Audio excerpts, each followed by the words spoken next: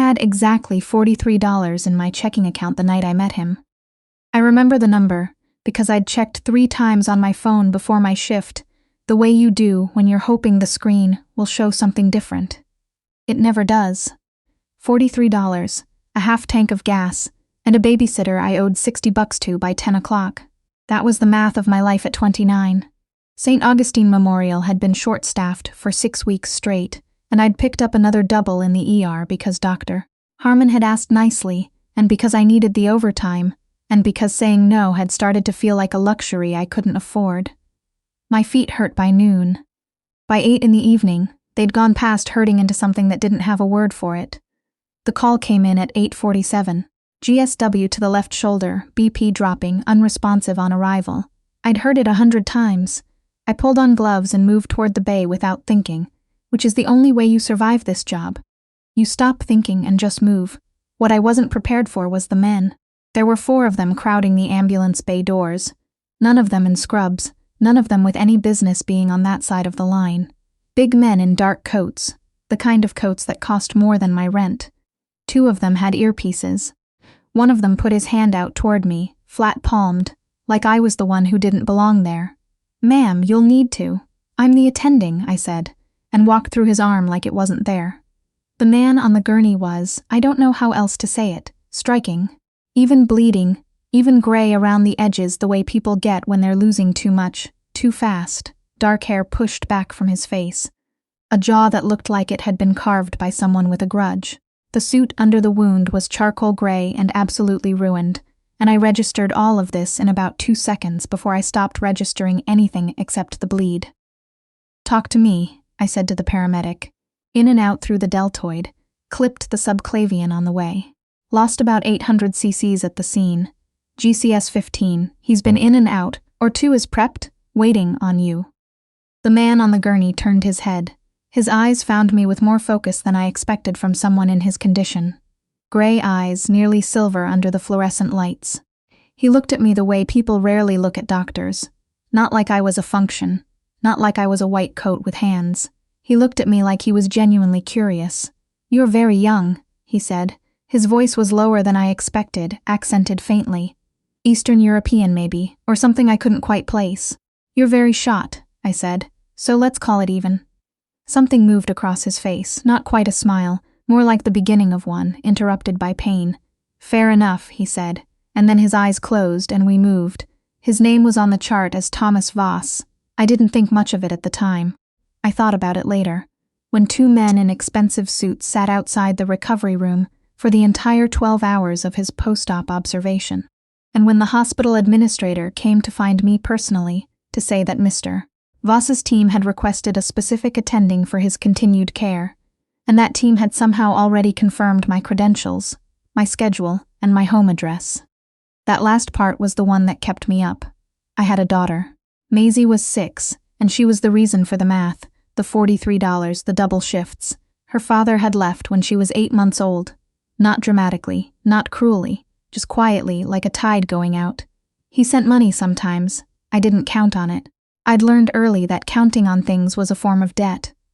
My mother watched Maisie on my overnight shifts. She lived 20 minutes away in the same house I'd grown up in, and she did not ask questions about my choices, and I did not ask questions about hers, and it worked. We were Hartley women. We made things work. But Maisie had started asking about daycare, and why we couldn't get a dog, and why her friend Zoe had ballet lessons every Tuesday, and I was running the numbers in my head at 2 in the morning, and the numbers kept coming up the same wrong answer. So when the administrator said Mr. Voss's care team was offering a private consulting arrangement, a significant one, I asked how significant. She told me. I asked her to repeat it. She did. I said I'd think about it, and I thought about it for exactly the length of my commute home, and then I said yes. The first time I walked into his private room as his personal attending, he was sitting up, color returned, reading something on a tablet with the focused expression of a man who had fully decided to survive. The 2 suited men were outside. The room was quiet in the specific way. Expensive rooms are quiet, like sound itself had been asked to wait. He looked up when I entered. "Dr. Hartley," he said, "I owe you an apology." I set my bag down and reached for his chart. "For what?" "For my people looking up your address. I found out this morning. That was overreach. I looked at him. He was watching me steadily, not performing regret, not trying to charm me out of being bothered, just saying it. It was, I agreed. It won't happen again. I believed him, which was strange because I had no reason to. I went back to the chart. Vitals were good, sutures clean. The surgical resident had done solid work overnight. Your recovery is on track, I said. If you stay off the shoulder for 6 weeks and do the PT, you'll have 95% mobility back. And if I don't? Then you'll spend the rest of your life flinching when you reach for things overhead, and you'll tell yourself it doesn't bother you, and it will. I closed the chart. My professional advice is to do the PT. He almost smiled again. You're direct. I'm efficient. There's a difference. Is there? Direct implies I want you to know what I think. Efficient means I don't have time to be indirect. I shouldered my bag. I'll be back tomorrow morning. Call the nurse if the pain breaks through the current protocol. Dr. Hartley, I stopped. What's your first name? I looked at him over my shoulder. It's on the badge. I know, he said. I'm asking. A beat. Adelaide, I said, and left. His name was not Thomas Voss. I figured this out in stages. First was the way people moved around him. Not like staff around a patient, but like planets around something with gravity. Second was the security rotation, which shifted every 6 hours with military precision. Third was a conversation I overheard when I came back for a late check, and the door was cracked 2 inches. A man's voice murmured, saying something about the Brennan contract and the East Side arrangement, and Tess's voice, lower, saying 2 words that ended the conversation completely. I'd grown up in Baltimore. I was not naive about how certain men occupied certain spaces, but I'd also taken an oath, and the man in front of me had a healing wound and a stubborn shoulder, and whatever he was outside these walls was not my jurisdiction. What was my jurisdiction was the way he started asking me things. Not personal things, not at first. He asked about the hospital, about the cases I found hardest, about whether I'd always wanted medicine, or if I'd stumbled into it. He asked like he was actually curious, which was different from how most people asked. Most people asked to have a turn talking. Thomas Voss asked, and then waited and listened and remembered. The next day he'd reference something I'd said in passing, and it would take me a second to realize he'd held on to it. It was disarming. I knew it was disarming. I was disarmed anyway. On the 5th day, I mentioned Maisie by accident. I was explaining why I'd had to take a call mid-check. She'd had a nightmare and my mother had texted, and I said her name before I thought about it. Thomas went still. How old? He asked. 6. What does she like? The question surprised me. People usually said that must be hard or single mom. Wow, both of which I'd learned to smile through. He didn't do either of those things. He just asked what she liked. Dinosaurs, I said, specifically the ones that get undersold. She's very firm that Triceratops gets less credit than it deserves. Something happened to his face then. Something real, unguarded, gone in a second, but I caught it. She sounds like someone worth knowing, he said quietly. I left before I could say anything I'd regret. He was discharged on day 8. I told myself that was the end of it. It wasn't. The consulting arrangement continued. Weekly check-ins on his recovery. PT oversight, routine labs. He'd rented a floor of a building downtown that I later found out he owned. The elevator opened directly into a space that looked like a penthouse, and a command center had an argument and nobody won. Floor-to-soiling windows overlooking the harbor, exposed concrete, furniture that was either very expensive or very minimalist or both, and at least 3 people moving through it at all times with the brisk, purposeful energy of people who reported to someone. They all looked at me when I walked in.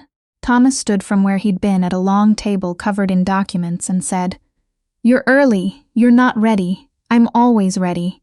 He walked toward me with the controlled movement of a man managing pain he wasn't going to mention. "Come in. Sit wherever you like." I sat at the kitchen island because it had the best sight lines, and I wanted to be able to see exits. Old ER habit. He noticed, because of course he did. "You always do that," he said. "Do what?" "Choose the seat with the best view of the room. I work in emergency medicine. Situational awareness is a reflex." He poured coffee without asking if I wanted any, and put the cup in front of me. The coffee was better than anything I'd had in recent memory, which bothered me mildly. "How's the shoulder?" I asked. "Functional." "That's not an answer. It's the answer I have." He sat across from me, and for a moment he just looked at me, and I felt the particular weight of being looked at by someone who was actually paying attention. "How are you, Adelaide?" I opened my bag. "That's not part of the arrangement. I'm asking outside the arrangement. The arrangement is the context. Then consider this off the record." His voice was even, unhurried. "You look tired." "I am tired. I have a 6-year-old and a full caseload, and I'm here at 7:30 in the morning." "Tired is appropriate. When did you last take a day off?" I looked up from the chart. "Is that relevant to your shoulder?" "No," he said simply. "It's relevant to you." I didn't have an answer for that. I wasn't used to not having answers. I looked back down at the chart and pretended I was reading something. The gift appeared on my 3rd visit. I walked in and there was a box on the kitchen island, and Thomas was deliberately not looking at it, which is the tell of someone who is actually very aware of it. "What is that?" I asked. "A book," he said, "about Triceratops. It's apparently the most scientifically comprehensive one currently in print." He paused. "It also has very good illustrations. For a 6-year-old who has strong opinions." I stood there for a moment. "You can't give my daughter gifts," I said. "It's a book. It doesn't matter what it is." "Adelaide, no." I said it more sharply than I intended, and he stopped. I set my bag down and pressed my hands flat against the counter, and I was honest with myself for a second, in the way you have to be when the thing you're avoiding has cornered you. "I know what you're doing. I'm not." I stopped, restarted. "She's 6. She doesn't understand what complications look like from the outside. She just sees a nice thing, and then another nice thing, and she starts expecting them, and then they stop, and I'm the one explaining to her why they stopped, so no. No gifts." Thomas was quiet for a long moment. He wasn't defensive. He wasn't charming his way around it. He just listened to what I actually said. "You're protecting her," he said. "Of course I am. I understand that." Another pause, different in quality. "I'm not accustomed to not being able to offer things. I know you're not. I find it." He seemed to look for the word, clarifying. I picked up my bag, picked up the book, set it back in front of him.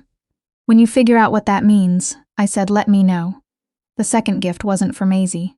I got to my car at the end of a 14-hour shift and found an envelope tucked under my wiper. Not a note, not a letter, just a card for a parking garage, 3 blocks from the hospital, preloaded with 12 months. My parking situation downtown was a monthly argument with a meter, and an increasingly creative relationship with the 30-minute zones. He must have known. I sat in my car for 5 minutes deciding how to feel about it. Then I called the number I'd been given for scheduling. Thomas picked up on the second ring, which I hadn't expected. "That was you," I said. "Which thing?" "The parking card." "A beat. It's practical. Thomas." He went quiet. I'd used his name. I hadn't done that before. "Adelaide," he said, in a different register. "You can't fix things for me," I said. I'm not a problem to be solved." "I know that. Then what are you doing?" A longer silence. When he spoke again, his voice was lower, and all the careful control was still there, but something else was there too, underneath it. Something that sounded almost like it cost him something. "I'm not sure," he said. "That's the honest answer. I've spent 15 years being very sure about everything. About what I want, what I build, who I protect and how. And then you walked into that emergency bay and told me I was very shot, and I have not been entirely sure about anything since." I closed my eyes. "That's not fair," I said. "No," he agreed, "it isn't. I found out more about him the way you find out things you've been half avoiding. In pieces through doors left partially open. His full name was not Thomas. It was a name I couldn't have pronounced before I looked it up. A name that meant something in a language from a country his family had left when he was 4. He'd been in the United States since childhood, built something here that the newspapers occasionally touched on from a careful distance, and his associates never discussed directly. What he ran was old. He hadn't started it. He'd inherited it at 22 when his father died, and his older brother decided he wanted out, and he had been running it ever since. I asked him about it once, directly. We were in his kitchen, an actual kitchen, a smaller room off the main space where he made coffee himself and seemed to prefer it that way. And I had just come from a 30-hour stretch, and I was too tired to be tactful. "What is it that you actually do?" I asked. He turned from the counter. He looked at me for a moment. "You know what I do," he said. "I know the shape of it. I'm asking you to say it." Another silence. He sat down across from me, wrapped both hands around his own coffee, and said it, plainly, without euphemism or justification, the way a man says something he's made his peace with, even if peace isn't the right word for what it is. I listened.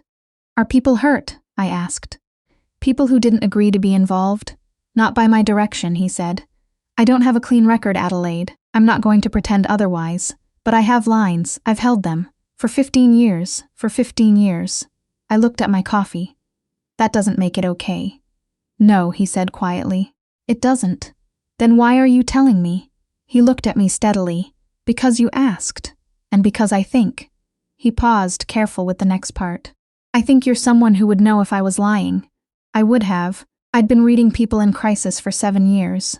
I knew the difference between a man confessing and a man performing confession. He wasn't performing. I don't know what to do with this, I said honestly. Neither do I, he said. And somehow, impossibly, that was the most reassuring thing he'd said. Maisie met him by accident, which is the only way it could have happened without me spiraling about it for 2 weeks in advance. I'd had a scheduling disaster. My mother had a last-minute doctor's appointment. The sitter was unavailable, and I had a noon check-in with Thomas that I couldn't push. I called to reschedule. His assistant said he'd already cleared 3 other things for the slot. I stood in my kitchen with Maisie eating cereal behind me and made a decision I immediately questioned. I have to bring my daughter, I said. A pause on the line. Of course, the assistant said, without missing a beat. Maisie wore her dinosaur shirt. She always wore the dinosaur shirt when she had opinions about things, and 6-year-olds have opinions about everything, so she wore it frequently.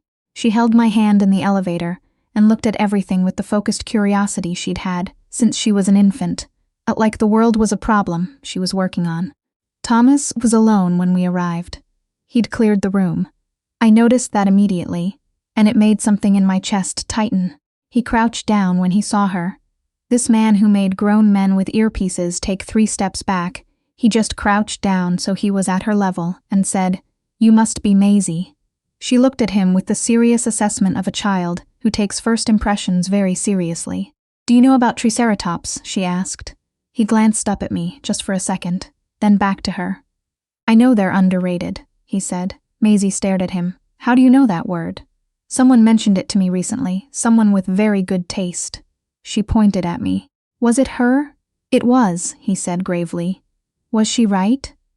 Maisie sat down on the floor of his very expensive apartment and spent the next 20 minutes explaining to him exactly why the Triceratops' defensive structure was more evolutionarily sophisticated than most people gave it credit for. And Thomas Voss, who ran things I didn't let myself think about too clearly, sat on the floor with her and asked follow-up questions like he was taking notes. I stood by the kitchen counter with my coffee, and something happened to me that I wasn't prepared for. I felt, for the first time in a very long time, like the math might work out. It didn't stay that simple. 2 weeks later, I was leaving the hospital at 11 at night, and I noticed the car that had been parked across the street when I arrived was still there, engine running. I noticed it the way I'd trained myself to notice things, and then I walked to my car quickly and drove a route I didn't usually take, and sat in a parking lot for 10 minutes checking my mirrors before I called Thomas. He answered on the first ring this time. I told him what I'd seen. His voice went very level, very controlled, in a way I recognize now as the opposite of calm. "Are you somewhere safe right now? A parking lot?" "Yes." "Stay there. I'm sending someone, Thomas, Adelaide." His voice didn't change volume, but it changed weight. "I need you to stay in your car with the doors locked for 11 minutes. Can you do that? What's happening?" "I'm handling it. 11 minutes. I sat in my locked car, in a parking lot near the waterfront, and I thought about all the ways I'd told myself this situation had clear edges, that I knew where it began and ended. I thought about Maisie at home with my mother. I thought about the man on the other end of the phone, making calls I couldn't hear. 12 minutes later, a black SUV parked 2 spaces from me, and a woman in a gray jacket knocked on my window. She had credentials, real ones, and the particular posture of someone who'd never once in her life been caught off guard. She said her name was Ingrid and that she'd be driving me home. "My car," I started. "Will be there tomorrow," she said. "Thomas's people will have it checked and returned by 7 a.m. I got out of my car. "Is Maisie safe?" I asked. "2 men have been on your mother's block since 8 o'clock. Ingrid said without inflection. They were there before you called. I stopped walking. Before I called, I repeated, yes. He'd known, or suspected, and he'd quietly arranged protection without telling me, without making it something I had to worry about on top of everything else, without making it about him, or what it cost him, or what it meant. I got into the SUV without saying anything else. He called the next morning. I was sitting on my kitchen floor with Maisie, who was coloring a very ambitious picture of a triceratops in battle, completely unbothered by everything, the way children are when they've been spared the thing that would have frightened them. Tell me the truth, I said, before he could say anything. A pause. About which part? About whether that was connected to you, whether being near you is what caused it. He was quiet for a moment. Not evasive quiet, thinking quiet, the kind that means someone is taking the question seriously. I don't know for certain, he said. It may have been unrelated. It may not. I'm not going to lie to you and say I'm sure it wasn't me. Then how do I? I stopped. Maisie had looked up from her coloring. I smiled at her, waited until she went back to the dinosaur, lowered my voice. How do I make a decision with that much uncertainty in it? I don't know, he said. I've been asking myself the same question. That's not, I need you to give me something real, Thomas. Not just honesty about what you don't know. What do you want, actually want? Another pause, longer this time. I want you to be safe, he said. I want Maisie to be safe. He stopped, started again. I want to be someone you don't have to calculate risk around. I know I'm not that. I know what I am. But I want it anyway, which is new for me, and I don't have a clean way to offer it. Maisie held up her drawing. The Triceratops had won whatever battle it was in. She'd colored it gold. She drew you a picture last week, I said. She doesn't know it's for you. She just said it was for the man who knows the right things. His silence had a different quality then. Will you let me fix this? He said quietly. Not you. Not who you are, not the math of your life. But this, the thing that's made you afraid, let me fix that, and then, he paused, and then we can have a real conversation about everything else. I looked at my daughter's gold dinosaur. One thing at a time, I said. One thing at a time, he agreed. It wasn't a promise, it wasn't a plan. It was $43 in a checking account, and a man who sat on expensive floors to talk about dinosaurs, and a daughter who colored things gold, because she hadn't learned yet to expect less. I was 35 years into learning to expect less. Maybe, I thought, it wasn't too late to unlearn it,